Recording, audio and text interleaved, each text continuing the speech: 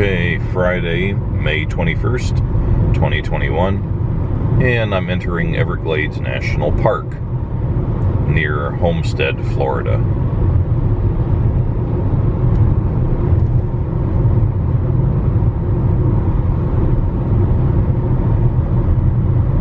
In 1/2 mile, arrive at Park Entrance Station.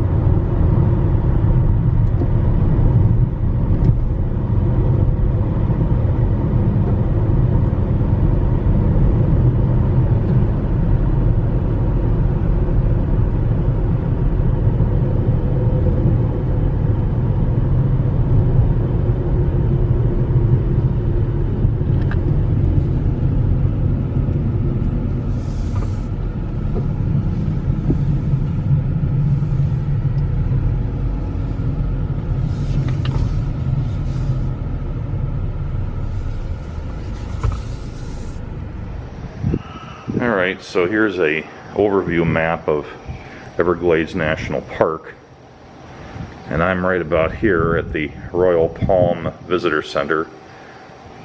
That's the one that's close to Homestead, which is right about there. I can't actually read it in my display. So there's this very popular couple-hour drive down and back with a lot of little options for walking on small trails and things along the way, short hikes, to see different types of the Everglades environment. And there's also this sort of alligator alley type of road. It's actually US Highway 41. And there's the Shark Valley Visitor Center up there. And then the Gulf Coast Visitor Center over here.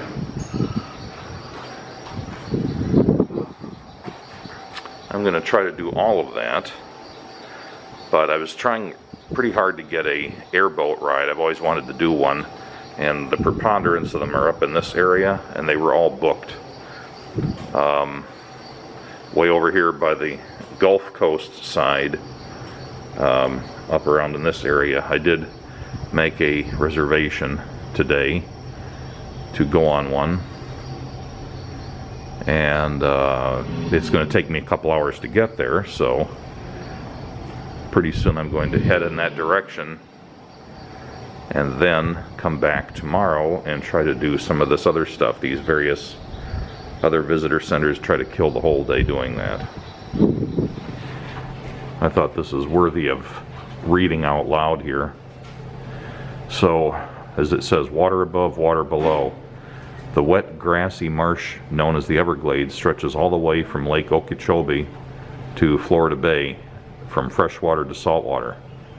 The steady southward movement of water in the marsh, the river of grass, feeds another water system below ground. Water flowing over the surface of the Everglades seeps through the porous limestone, where it continues to move through a highly permeable layer in the underlying bedrock. This saturated sponge, called the Biscayne Aquifer, supplies nearly all the drinking water in southeastern Florida.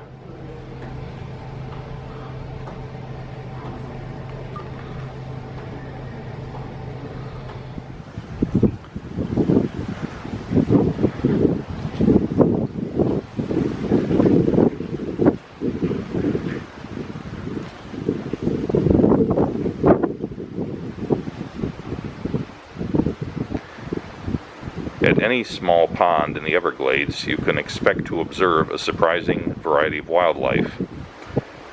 This pond may look right at home in the landscape, but it is actually a man-made borrow pit for the visitor center. Anything built in the marshy Everglades starts with a high platform of crushed rock created by borrowing earth near the construction site. While the resulting ponds mimic gator holes and may attract an alligator or contain fish, they are usually too deep to be useful to most wading birds.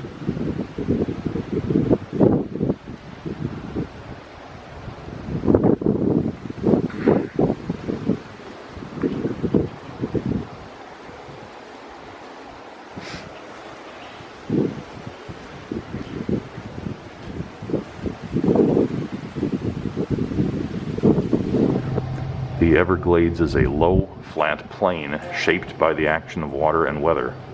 In the summer, wet season, it is a wide grassy river. In the winter season, the edge of the slough is a dry grassland. Though Everglades National Park is often characterized as a watery marsh, several very distinct habitats exist within the boundaries. Slight changes in elevation, perhaps only inches, water salinity, and soil create entirely different landscapes, each with its own community of plants and animals.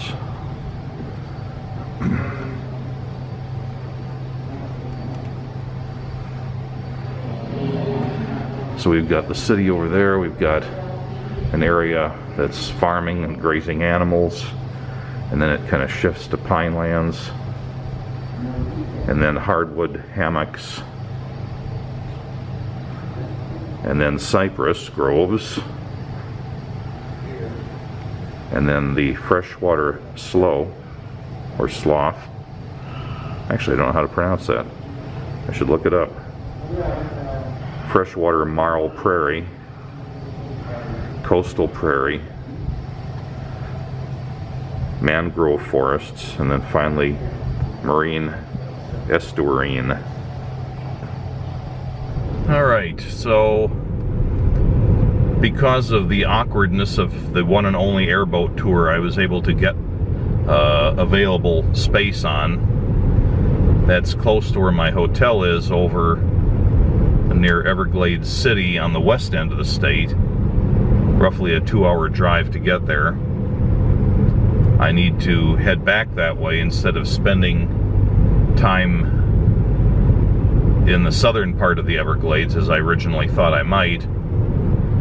But I already had my hotel in that area anyway, so it'll get me in the right part of the state for later today.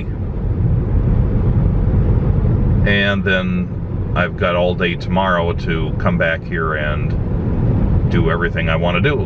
No rush, and I'll be back in the Miami general vicinity so that when it's time to catch my third train of my train odyssey, I'll be in the right area. So that's the rough plan.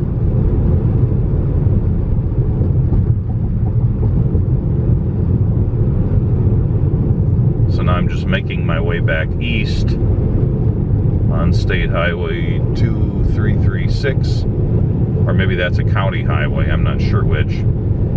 Anyway, it's a local highway.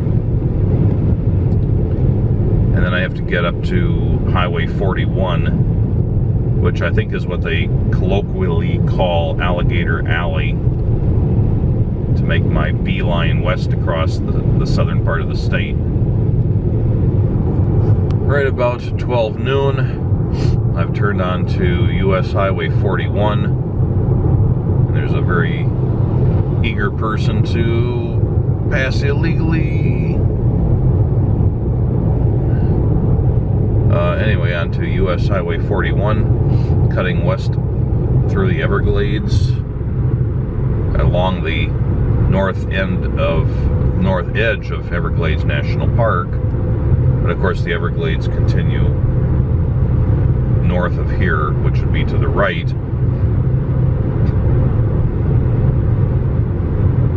This is about an hour and a quarter drive.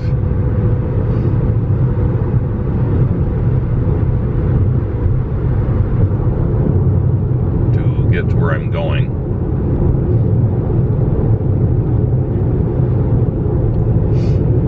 I think this is what gets called Alligator Alley.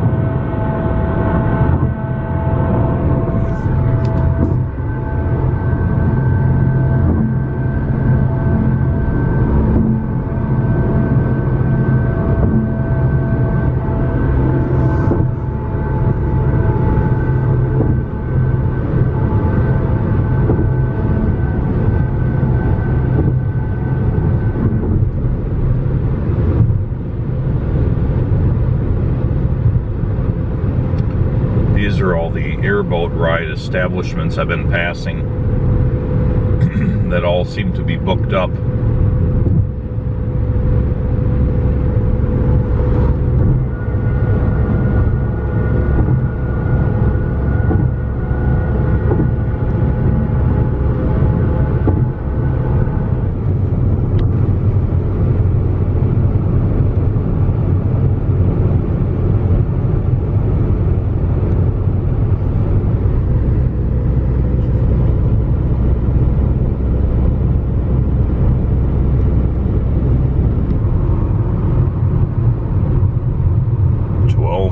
In the afternoon, and now we've got a more wooded part of the Everglades we're driving through.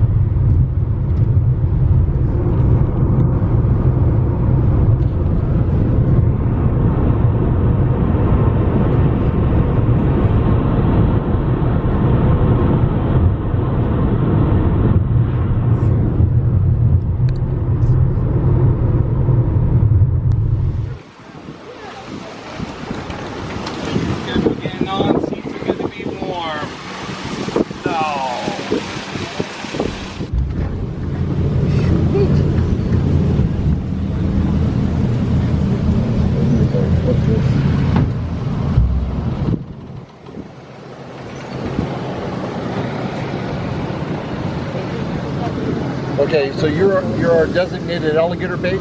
So Yeah. You're by yourself? Or, Yeah. you know. Nobody's gonna miss me. Yeah.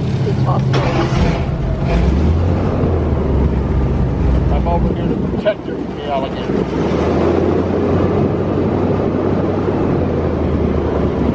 Yeah, we don't have the best bait. Usually get one that's little hits and then one of those jackets, dip them up and down and get them streaming bait and come from everywhere.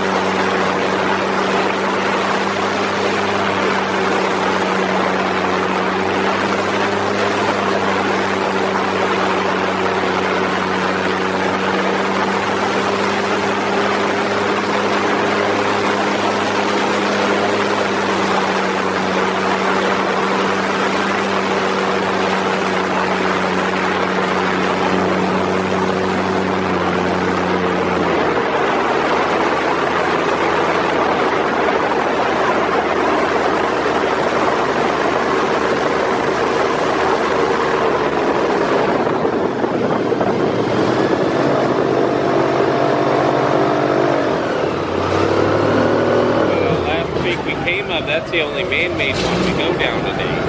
Everything else out here is all naturally formed.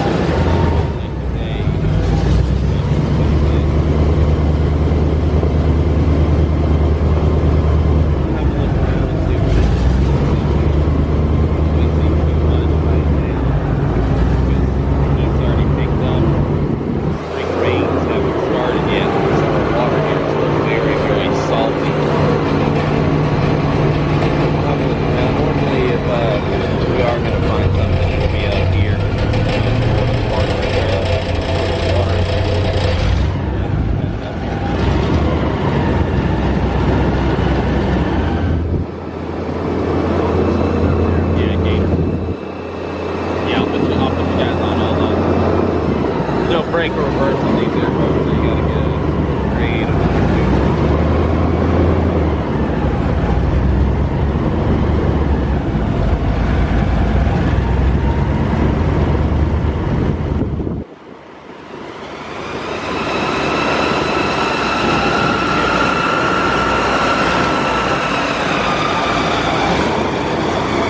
I do not know.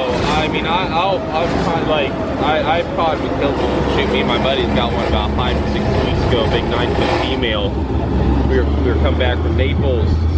She was coming across 29 right there after you get off 41. So yeah, you know, like we caught her and killed her and stuff, but no, I don't turn them in. You turn them in, you gotta clean them. And pythons is about the worst thing besides for an alligator on earth to clean. They just have so much bacteria and stuff. It's absolutely disgusting, real putrid smell. So no, I don't turn them in for the bounty, but I know size.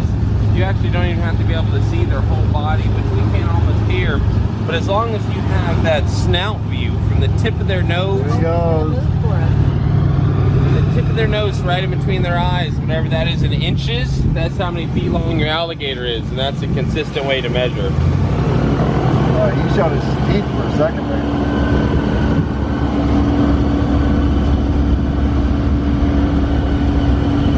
Obviously incredible animals, you know, I mean, we're talking 20 miles an hour in the water, almost as fast up on land. So you pair that with the third strongest set of jaws on earth, that high plate armor there, so you got an apex predator. You know, you always hear about how hard a hippo's bite is. Hippo is number 4 on the list. They bite with about 1,600 pounds per square inch. American alligators is number 3. They bite with about 2,100 pounds PSI. Alligators live for 65 years. Okay? In that span, the females can grow to be about 10, 11 feet. The males grow anywhere from about 1. So, you know, that's about 7, 8 feet.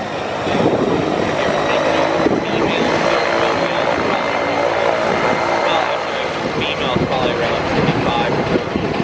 The male, he's probably only about 20 years old. They do a good bit of their growing in the first couple of years. But,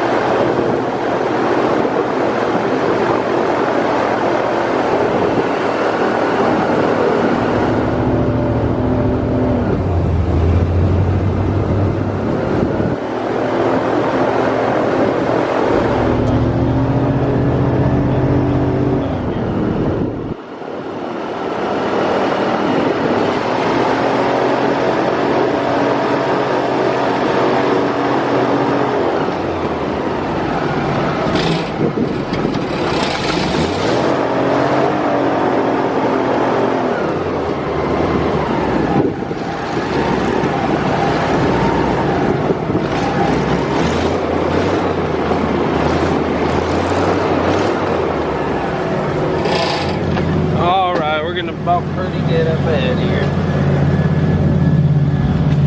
Oh, never mind. That won't be.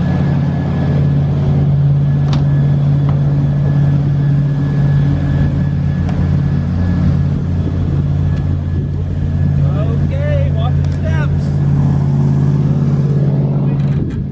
A lot of people like this one, man. It's a little bit more exciting, but the trade-off is we don't always see as much wildlife as we do out in the Everglades. But only so little. Yeah. All right, y'all. All right, thanks again. Yeah, take it easy. Be Bye, safe everybody. out there, guys. Yeah, good. Yep. Your glasses do get a lot of spray on them on that trip, as does the camera lens, so I need to give that a good cleaning now before doing the next phase.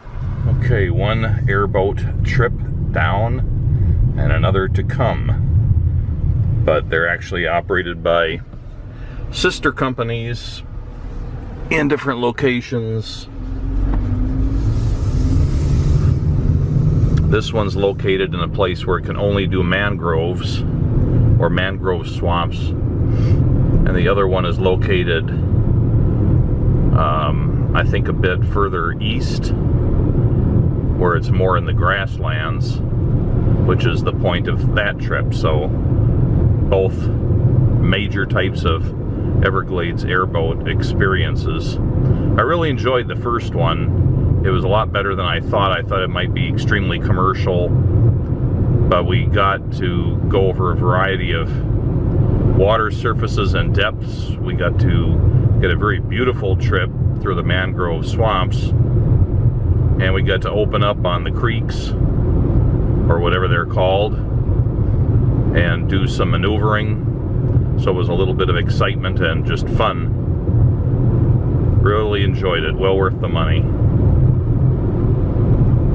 I come to realize that my arms and my face, at least, are coated with a thin layer of 3/4 of a mile. salt. Turn right on US 41. And if I lick my lips or do anything like that that gets a little bit off, it tastes just like the ocean, which is no surprise.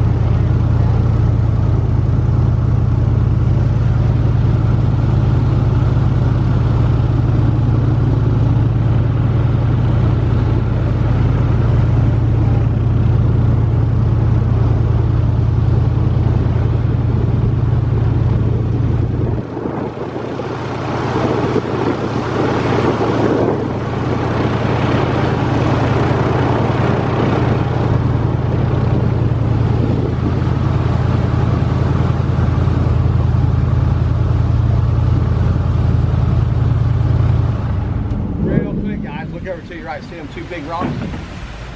Look above them rocks. Where all them gators been crawling across, got that ground floor completely covered. That pond over there, guys, freshwater spring, I'd say there's 50 gators over there right now from over here. 35 to 40 gators from over here.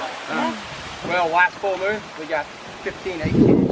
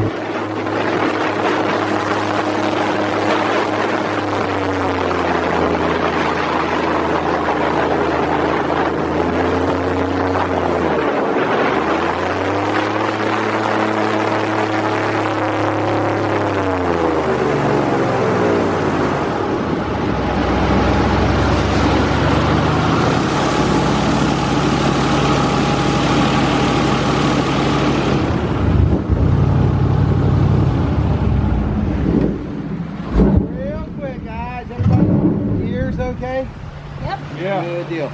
Right now, guys, we're in about 1 foot of water. The deepest water we're going to be in the whole trip's right here. Going down through this little area right here. Let me straighten this up real quick.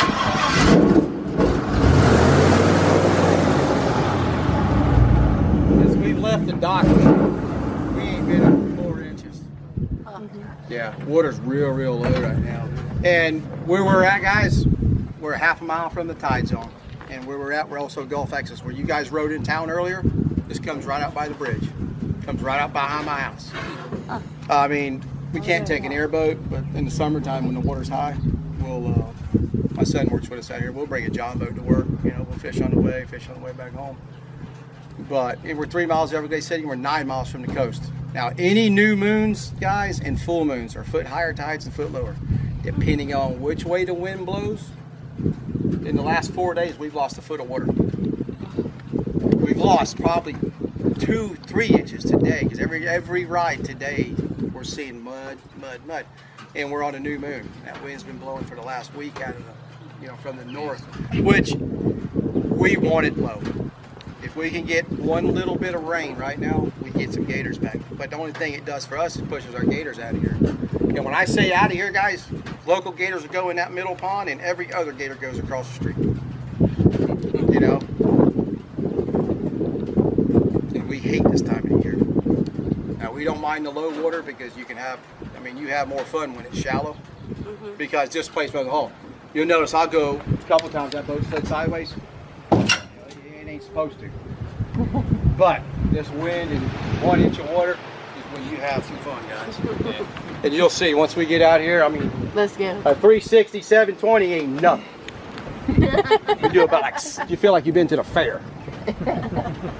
And these big boats, guys, they're just, I mean, little boats are fun, but I'm gonna tell you right now, we have more fun running these bigger boats than we do small ones.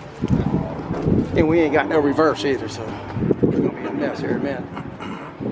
Welcome to the Everglades, guys. I was born and raised a mile from here. Graduated, moved to the island. Now, when I was a kid growing up, every mangrove tree we're looking at right now, this was all grass flats 35, 40 years ago. I remember coming down here in the And when they rerouted Lake Okeechobee, and now we don't get no fresh water, the salt water started backing up, and this is what it's become. And it's really, you know, and I should shut up more, but I don't. You know, we own 258 acres here, and we're surrounded by 800,000 acres of big cypress preserve. If you're going to preserve the Everglades, preserve what it means. The river of grass. Right. You know? Because when I was here, like a senior in high school, which was like 60 years ago, yeah, we just skimmed across the grass and all that. That's why I was so shocked to see I had a lady here this year that was here 43 years ago. But you guys, real quick, you guys know, y'all just rode in town. See how little these mangroves are? These mangroves get 50 feet tall. You know, so you see a ton of them.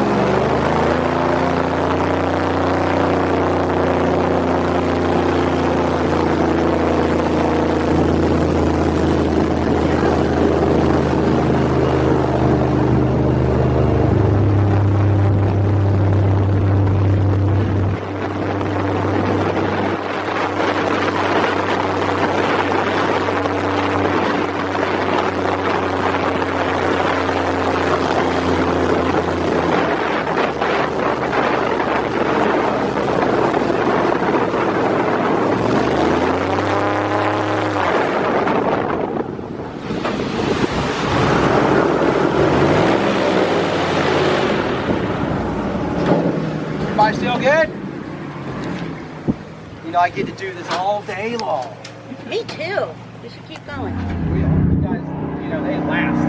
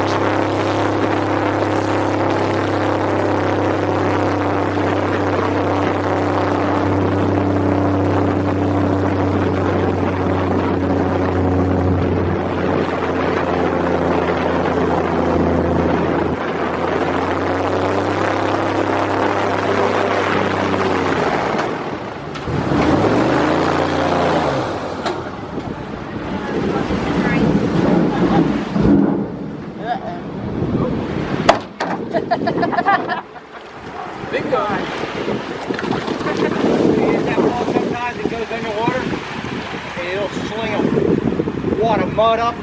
Sometimes it'll But listen, see these prairies?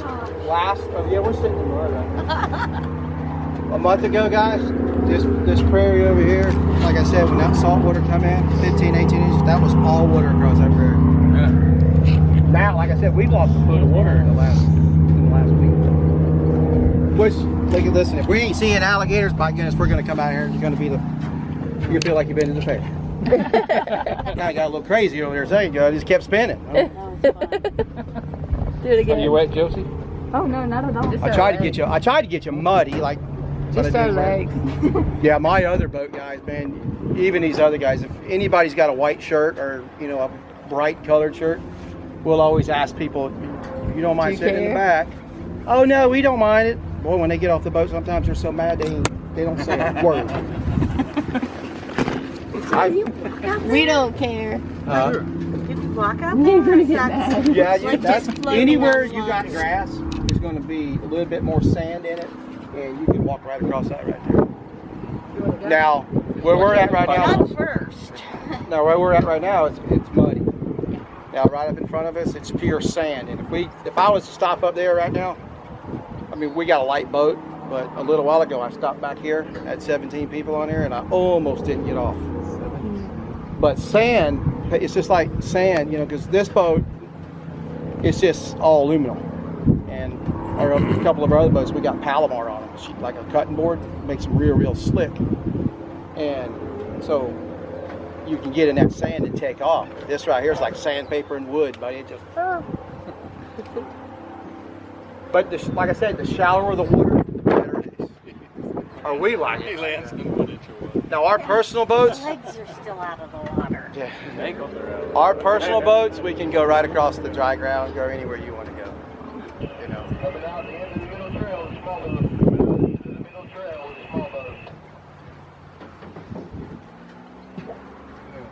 I've seen it so dry out here about 10 years ago, guys. When we come out of that bay over there, you come out here,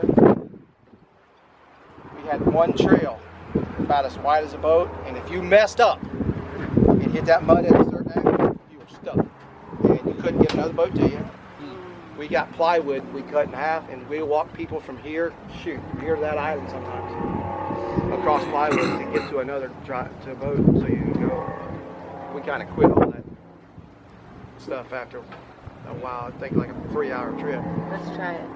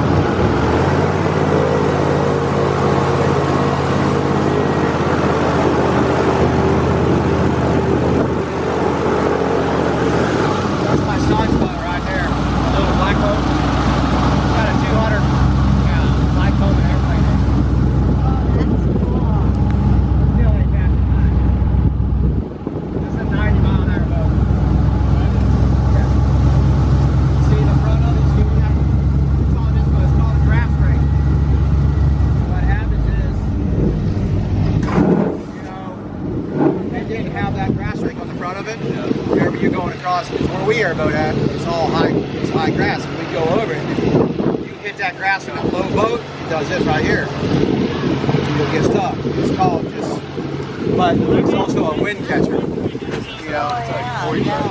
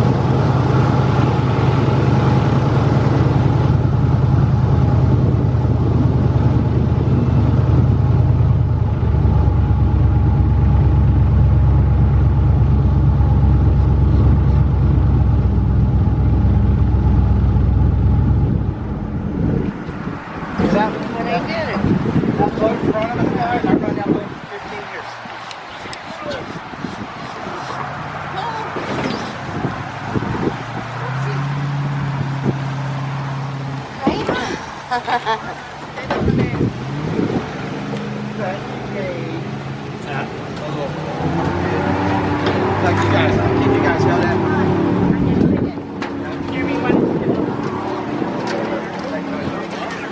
Help getting up? Oh yeah. Come on. There you go. Okay, thank you guys very much. You guys got it, bud? Yep. Good deal. Thank you.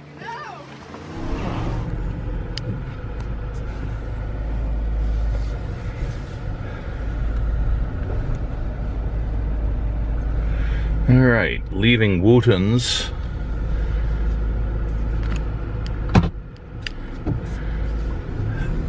Which has a small wildlife park, and they do swamp buggy trips across the highway there, but I opted not to do that. And they do the grasslands airboat tours, although as the guy, our captain said, over the years the mangroves have been moving in because they're not getting enough fresh water coming down from the north, so the grass is dying out and being replaced by the mangroves. So if the water was a little higher, we could have skimmed over some of the grasslands like you kind of expect, the stereotype, but as it was, we'd get stuck in the sand that the grass is growing out of. Continue on US 41.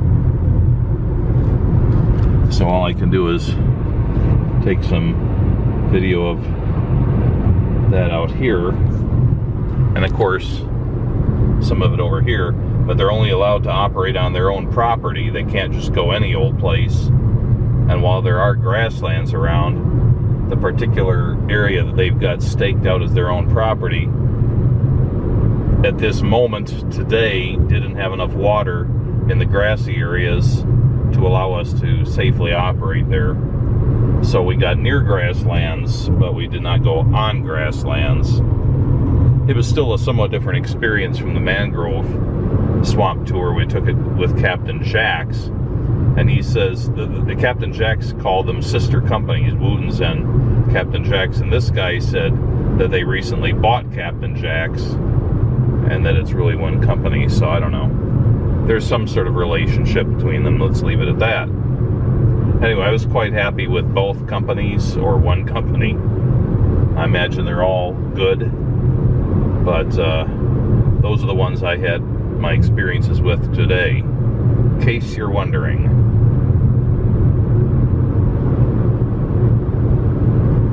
So anyway, I'm heading back westward on Highway 41. And in about half an hour, I'll be coming to where my hotel for the night is. I don't really have anything in particular to do out there. It just was an excuse to drive out to the western part of the state briefly, but I expect to spend most of my time tomorrow and part of the day on Sunday in the Everglades. So in the morning I'll be heading back this way and stopping at a couple of the